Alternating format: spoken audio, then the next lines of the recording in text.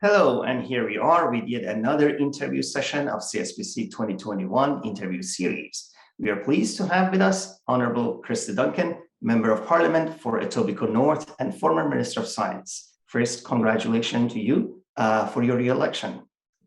Thank you, Mehrdad, and it's so lovely to join you. And I just have to say thank you for your tremendous work on science, evidence-based decision-making, and yet again putting together another terrific conference. Thank you so very much for very kind words, and look forward to have you coming back to our conferences. I look forward to it. So let's start with this, that in the last months of the previous parliament, you tabled a motion for establishing a new standing committee on science.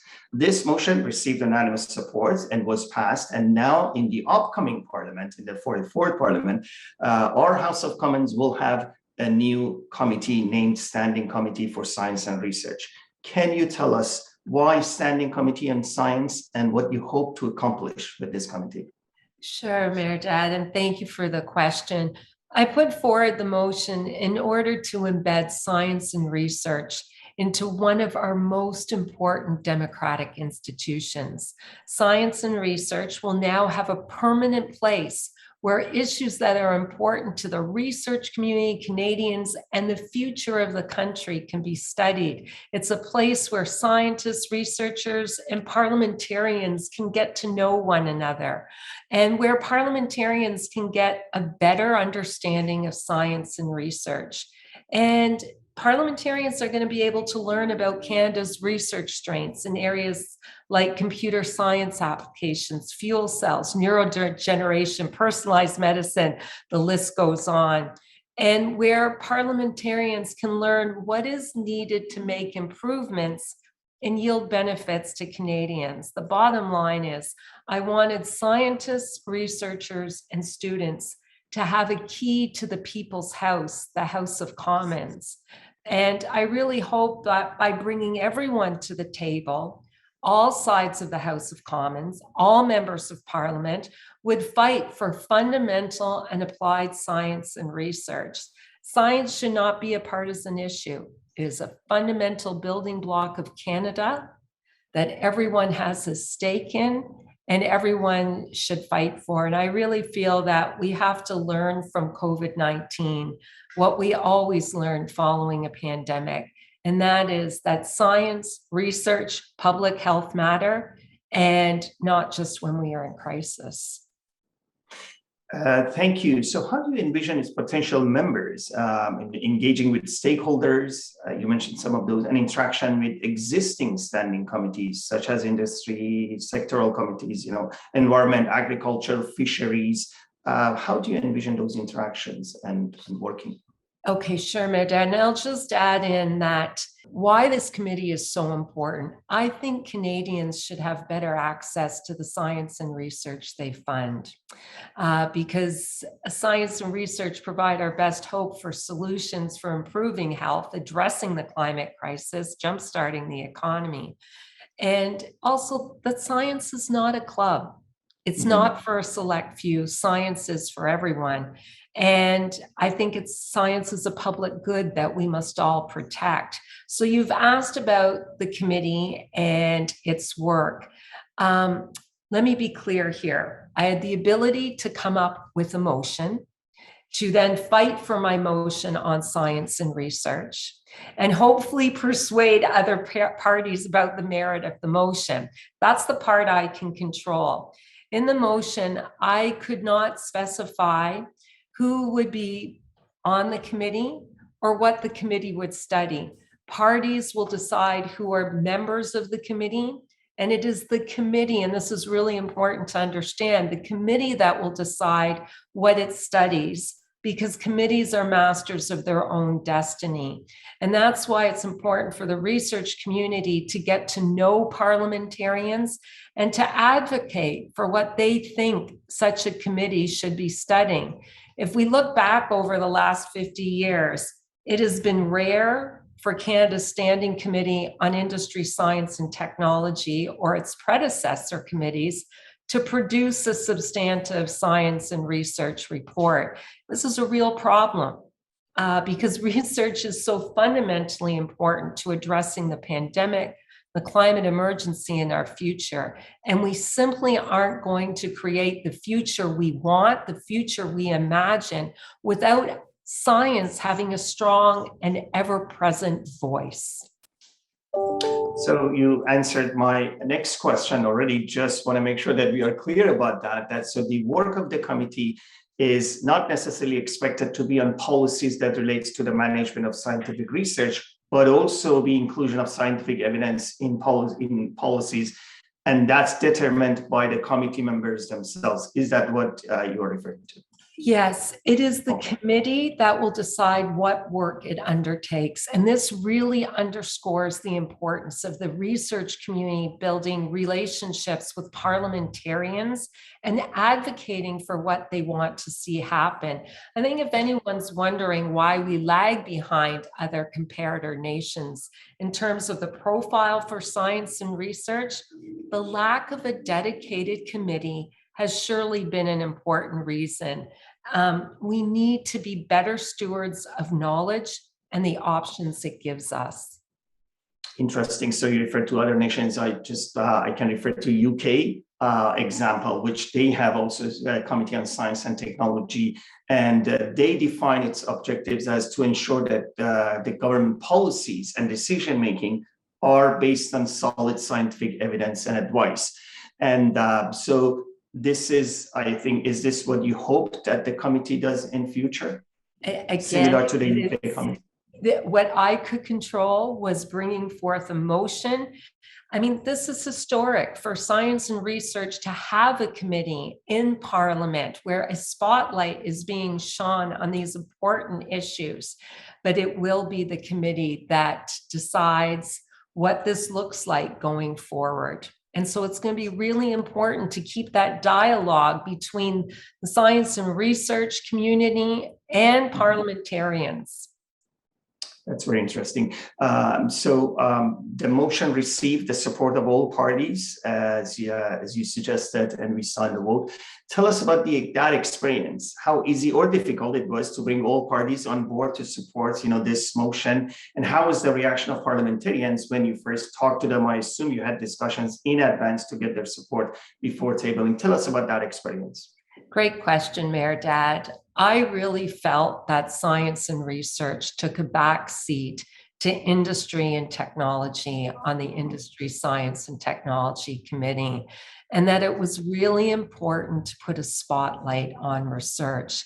And that's why I tabled the motion in February of 2010. That is before our country shut down for COVID-19. And that's when the hard work begins. Talking with representatives of all political parties, explaining why science and research needed a prominent and permanent committee in Parliament, trading up in the order of precedence to make sure the motion could pass before Parliament broke for the summer. And the fact that the motion received unanimous support mattered. It meant everyone was fighting for science and research. I am grateful to everyone who spoke on the motion, everyone who voted for it, and to the science and research community who spoke up, supported it, and advocated for it. I like to believe that unanimous support gives the committee a good start. Now it's up to all of us in the science and research community to continue the conversation and parliamentarians to make sure the committee delivers on this promise. Very interesting. So could you tell us what you expect from the scientific community and how they can contribute to the success of the work of this committee? I hope our scientists, our research community chooses to get involved because we all have a stake in policy. And if we don't get involved, things don't change. After all, scientific evidence matters. Democracy is a bottom-up project and advocacy is crucial. And as you know, we have numerous science-based issues, from coronavirus to climate change to plastic pollution in our oceans to species at risk. The list goes on. And this means that scientists need to be engaged in providing evidence, in policy development, and even in political debate. It is old school thinking that science and policy don't mix, and it is antiquated thinking that results in science and scientists being left out in the cold.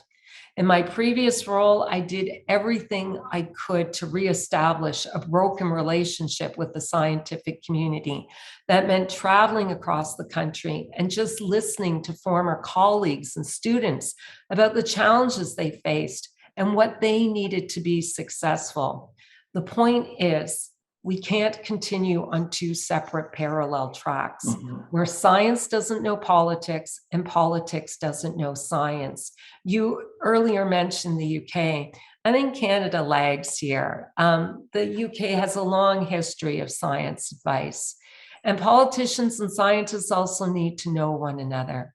They need to build relationships, and those relationships are like any other in your life. They need to be worked at and tended to. Very interesting segue to my next question, which is about the Science Meets Parliament as one of the signature programs at CSPC. You were engaged as the Minister in charge of Science portfolio last time in 2018 when we established the first round of this Science Meets Parliament program. The second round is underway and we are in training session and hope to come back to the Hill in spring and see you and your colleagues there. Could you share your insights about the Science Meets Parliament, how it was last time and how it can strengthen the connection between the two communities? Because that's one of the really objectives of this program. You saw it firsthand. Well, Mehrdad, again, thank you for your work. Thank you for the conference you built. Thank you for this program. I guess what I would say is to come to Parliament in a good way. And those are First Nations words. I sat on a National Indigenous board many years ago before I ever came to Parliament, and I received some of the best lessons of my life. Board meetings were 5 days long. The first 2 days, no business was done because you don't do business until you come to know one another. Next, leaders called on the grandfathers and grandmothers for help. They came with questions, not answers. Next, we all smudged to come with clean eyes, clean ears, clean heart, to come to the meeting in a good way. And then we started business. That's a lesson I've taken to heart all my life. Come to Parliament, build relationships, come in a good way, come in good faith. It's easy to be cynical, but be constructive. Criticize when things need improvement and recognize when things actually improve. As you know, I come from your world. I come from research. I invite people, I invite colleagues to come know the world of politics, because this world impacts their science, their research profoundly. It affects education, research funding, international collaboration. And while science and research matter tremendously to me, I devoted my life to research. It's a long way from the constituency that I serve, and where parents can work 2 and 3 jobs to put food on the table. And what this means for our community is they have to tell their science stories. We need to make science relevant to communities and to the country. Thank you so very much for this very elegant and touching words. That was great. That's the end of the interview. I want to wish you all the best for your endeavor and your work in the next Parliament. Hope lasts long, and hope to have you coming back to the conference virtually this year and also in person, hopefully next year in Ottawa. Very much looking forward to that. And once again, thank you very much for your time. Mehrdad, again, thank you for your work. It matters profoundly. Thank you for bringing our country, our wonderful colleagues together. I look forward to seeing you all in person when we can. Thank you. Thanks. Hello.